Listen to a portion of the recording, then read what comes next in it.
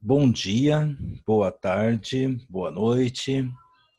Estamos então dando continuidade ao estudo do Evangelho segundo o Espiritismo. Capítulo 4. Ninguém poderá ver o reino de Deus se não nascer de novo. Parte 3. Iniciando aqui, o item 4.2, a reencarnação fortalece os laços de família, ao passo que a unicidade da existência os rompe. Então, vamos contextualizar esse item 4.2 para que o entendimento seja um pouco, de certa forma, facilitado, né? Para a gente continuar depois no texto propriamente dito. A reencarnação fortalece os laços de família, ao passo que a unicidade da existência os rompe. Ou seja, é pelo processo da reencarnação que vamos fortalecendo os laços familiares. A unicidade da existência os rompe. O que isso quer dizer? Quer dizer que se fosse uma única existência, isso romperia esse fortalecimento dos laços de família. Seria apenas uma existência, né? Se eu compreendo que existe apenas uma existência, é mais fácil de entender que haverá, claro, uma ruptura. Se você vive numa família que você se dá bem com todos, você não pode dizer, por que sorte. Não, o que está acontecendo na sua família é decorrente de um processo de várias existências, de várias encarnações. Entenderam? Então lá, vamos começar no item 18, que é a continuidade do estudo. Vamos falar de família hoje. 18. Os laços de família não sofrem destruição alguma com a reencarnação, como pensam certas pessoas. Ao contrário, tornam-se mais fortalecidos e apertados. O princípio oposto, sim, os destrói.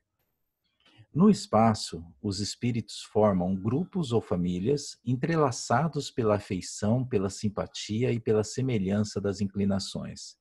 Ditosos por se encontrarem juntos, esses espíritos se buscam uns aos outros.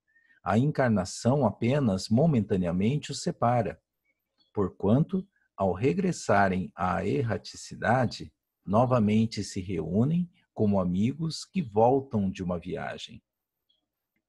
Muitas vezes, até uns seguem a outros na encarnação, vindo aqui reunir-se numa mesma família ou no mesmo círculo, a fim de trabalharem juntos pelo seu mútuo adiantamento.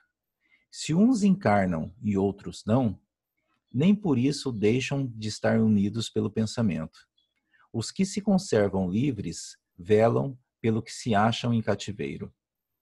Os mais adiantados se esforçam por fazer que os retardatários progridam. Então vamos pegar aqui esse primeiro parágrafo. Os laços de família não sofrem destruição alguma com a reencarnação, como pensam certas pessoas. Ao contrário, tornam-se mais fortalecidos e apertados. O princípio oposto, sim, os destrói. No espaço, os espíritos formam grupos ou famílias entrelaçados pela afeição, pela simpatia e pela semelhança das inclinações. Ditosos por se encontrarem juntos, esses espíritos se buscam uns aos outros. A encarnação apenas momentaneamente os separa, porquanto, ao regressarem à erraticidade, novamente se reúnem como amigos que voltam de uma viagem. Entenderam? O fato de nós reencarnarmos várias vezes não destrói de forma alguma os laços de família. Porque os laços de amor unem os espíritos onde quer que eles estejam. No plano material ou no plano espiritual. Quando os espíritos retornam à erraticidade, né?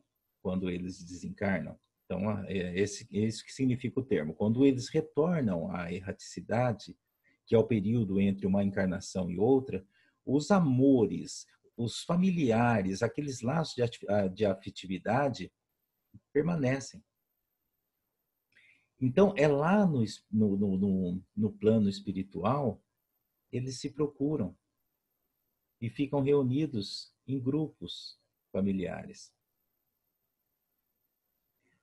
Continuando aqui, ó. Muitas vezes até uns seguem a outros na encarnação, vindo aqui reunir-se numa mesma família ou no mesmo círculo, a fim de trabalharem juntos pelo seu mútuo adiantamento.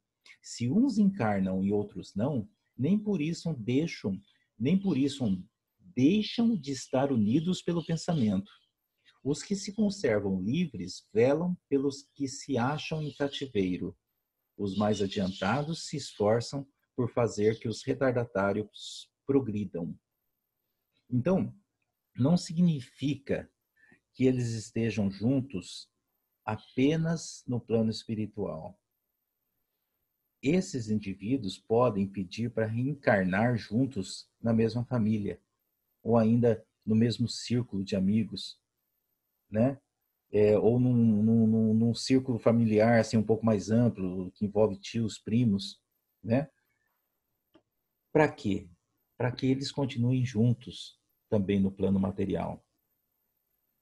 Claro que muitos, nem todos encarnam ao mesmo tempo.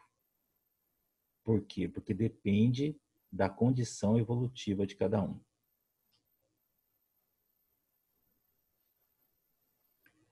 Aqui nesse segundo parágrafo tem um pedacinho que fala assim, ó: se uns encarnam e outros não, nem por isso deixam de estar unidos pelo pensamento. Os que se conservam livres velam pelos que se acham em cativeiro. Os mais adiantados se esforçam por fazer que os retardatários progridam. Então significa dizer que quem está no plano espiritual, se eventualmente não reencarnou junto aos seus entes, eles ficam cuidando de nós no plano espiritual, protegendo, nos auxiliando em nossas lutas e caminhadas. Então, pelo pensamento, eles estão sempre juntos a nós, mostrando mais uma vez que a separação é apenas física e temporária.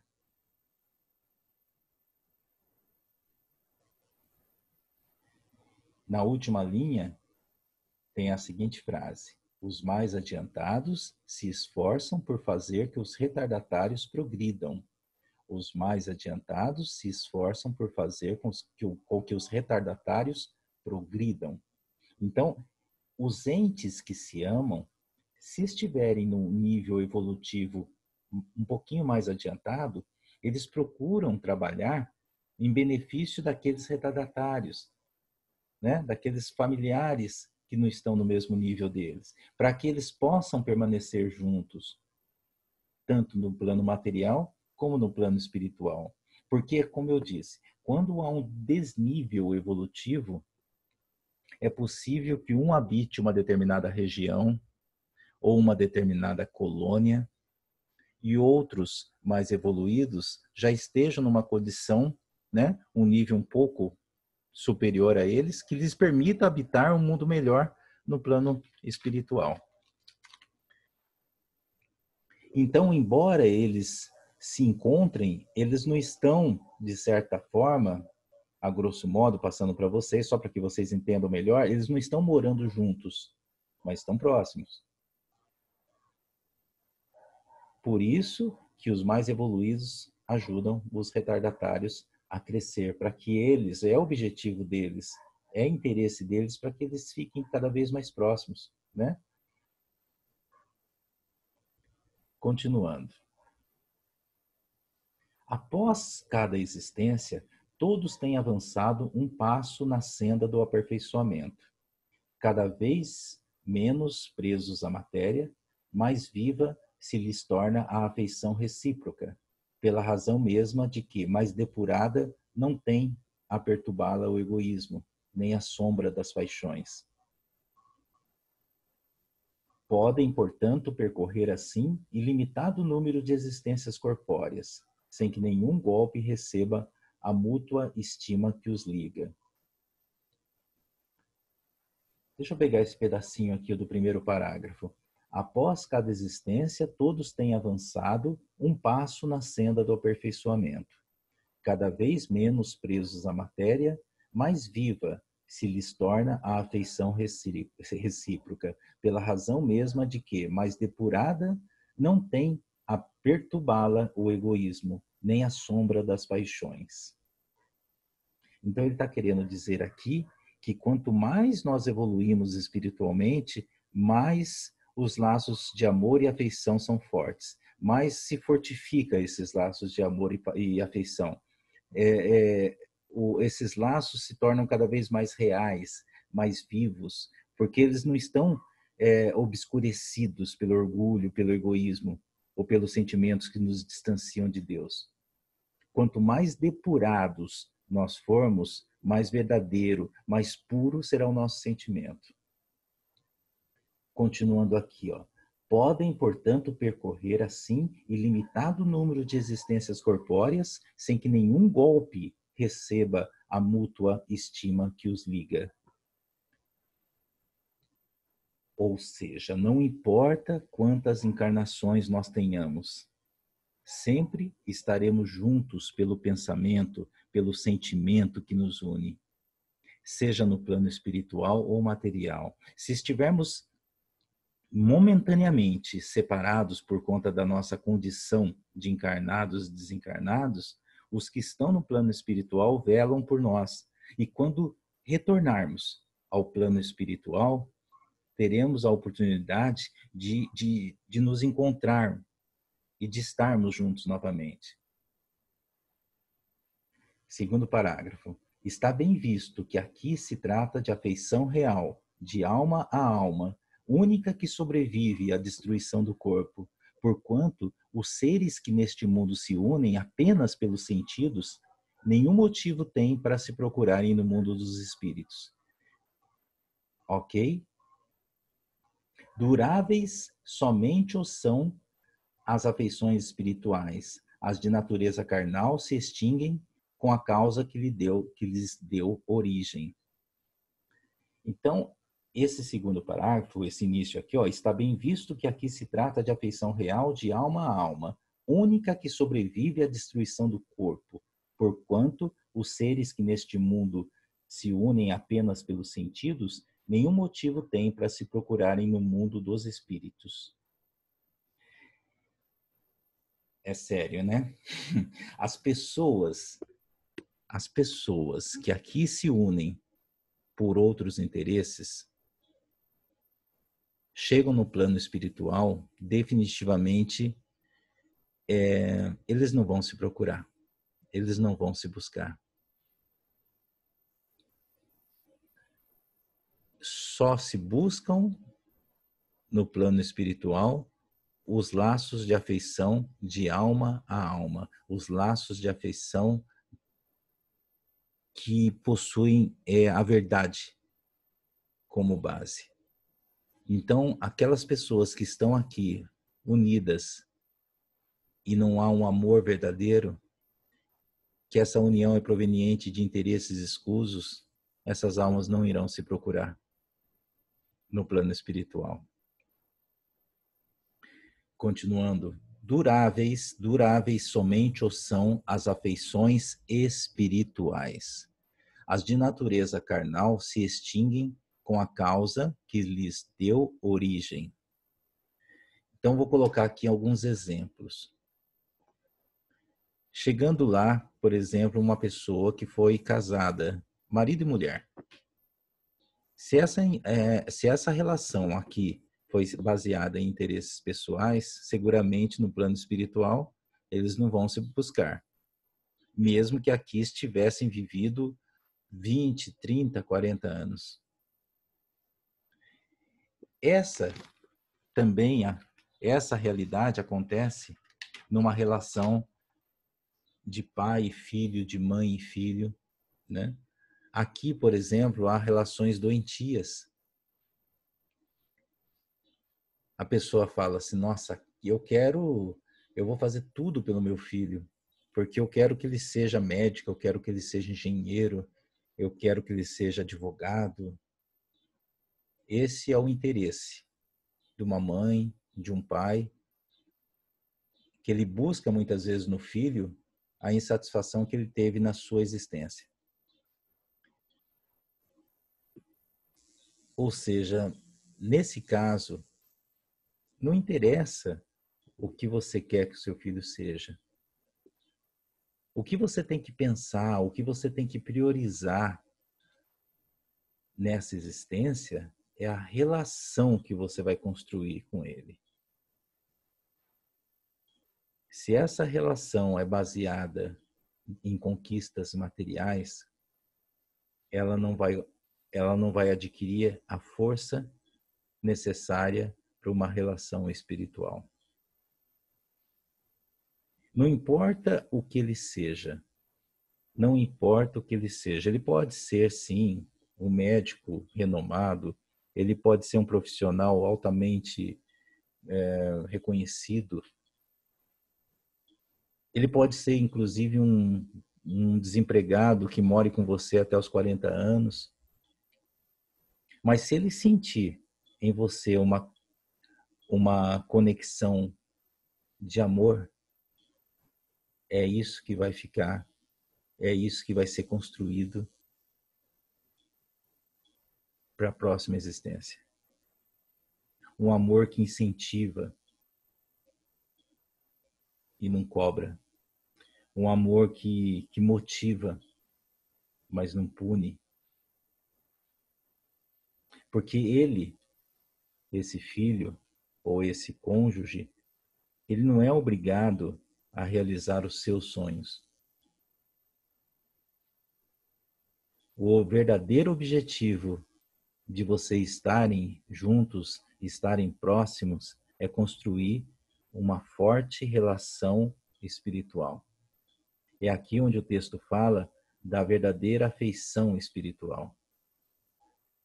Porque esse espírito que agora é seu filho, com 10, 12, 15 anos, que te responde, que bate as portas, que te irrita, na verdade, ele pode ser um espírito da mesma idade que você. E ao desencarnar, você vai se deparar com um espírito adulto, ou talvez num estágio de maturidade parecido com o seu. Então, muda um pouco esse pensamento. Não importa que o meu filho esteja passando, eu quero que ele se dê bem na vida. O que é se dar bem na vida? Se dar bem na vida não é ter dinheiro. Se dar bem na vida é se sentir seguro para se levantar após tantos percalços que essa vida oferece para a gente. Então, quando uma família tem estrutura, tem uma estrutura verdadeiramente construída nesse sentido, você tem essa união de almas. E cá entre nós, ela dá segurança a todos que integram esse núcleo, não é verdade? As situações que a gente vê, eu conheço situações assim, que o filho chega na mãe e fala assim, mãe, eu tô com dificuldade na escola, porque eu tô gostando de uma menina, sabe? E ela não me dá atenção. Aí a mãe fala, para com isso, que besteira. Escola é lugar para estudar. Não me venha com essa história. Escola é lugar de estudar. Aí esse menino abaixa a cabeça, vai para o quarto, talvez bate a porta novamente. E o que vai acontecer? Mudou alguma coisa? Não mudou nada.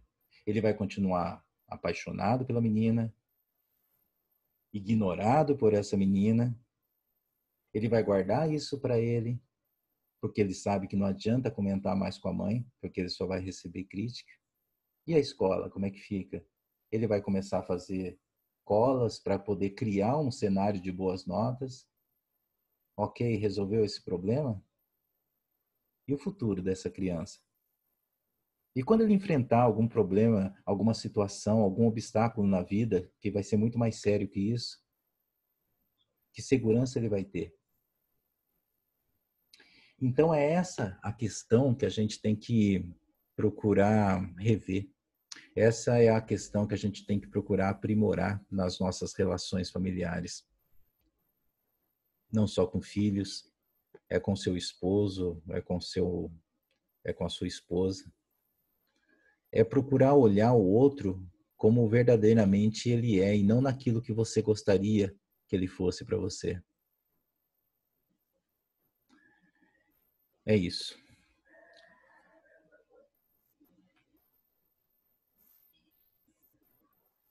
O nosso próximo encontro é a parte 4 desse capítulo tão rico de tanta coisa que a gente tem para conversar. Gostaria muito de ouvir comentários sobre esse estudo de hoje. E a gente se encontra novamente semana que vem. Deus abençoe a todos. Uma ótima semana.